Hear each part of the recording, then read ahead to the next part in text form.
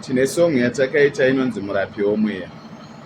Mukatarisa pasong inonzi murapi womweya, taizama kutaura nezvemasituations mamwe ari kusanganikwa nawo mudzimuri, mafamilies matakaberekwa, mumafamilies edu. Kanotarisa kuti tinoona kuti nokuda kwerufu, vamwe vakarasikirwa nevabereki, vamwe vakarasikirwa nevadekani vavo, angave murume angave mukadzi, vamwe vakarasikirwa nevana, vamwe vane mhuri dzavanhu vakatoshaya vakafa, musha wese ukasara wavharwa.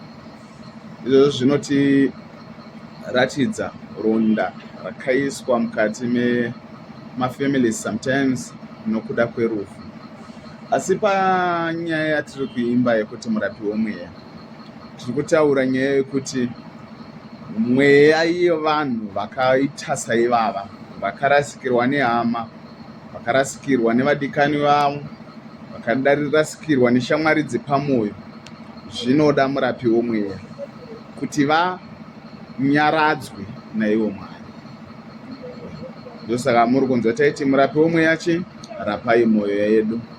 Murapi womweya, rapai mwoyo wangu.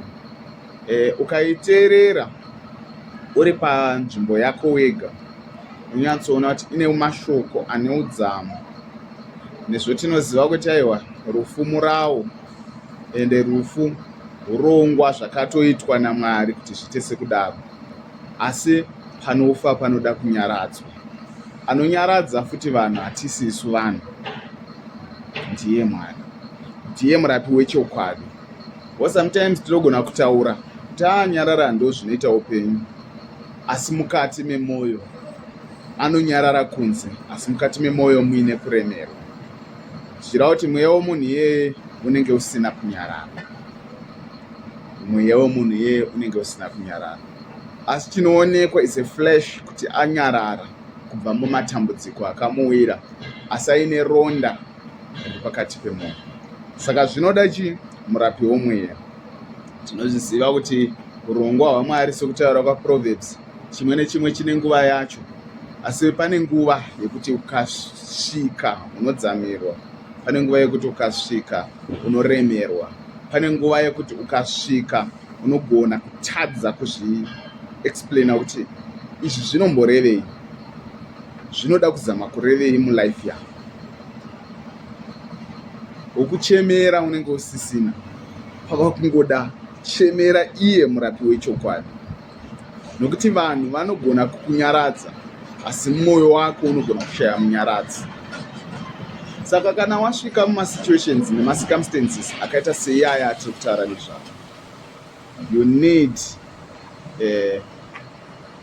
a spirit of God inova iyo watiri kuti murapi womweya. Vamwe vari nguva yokuti gore negore mudzimuri dzavo dzinofiwa, mwaka nemwaka vanogara vari pamisodzi vachingochema. Vamwe vava kuzvibvunza kuti Mwari variko here. Ini ndiri kukuti kwauri, tsvaga murapi womweya, ndiye Mwari. Usafe wakaisa meso ako kuvanhu, usafe wakaisa meso ako kunyika, kuti nyika ichadii, ndichava munhu akaita sei. Ukangomutsvaga murapi womweya, everything will be sorted. God bless you. Mwari vakuitirei nyasha. Chimwe nechimwe chine nguva yacho, chimwe nechimwe chakaitwa naMwari for a purpose. Marwadzo haarambe ari marwadzo, kuchema hakurambe kuri kuchema, kunyangwe nokufara hakurambe kuri kufara. Ndosaka shoko raProverbs rakataura richiti chimwe nechimwe chine nguva yacho.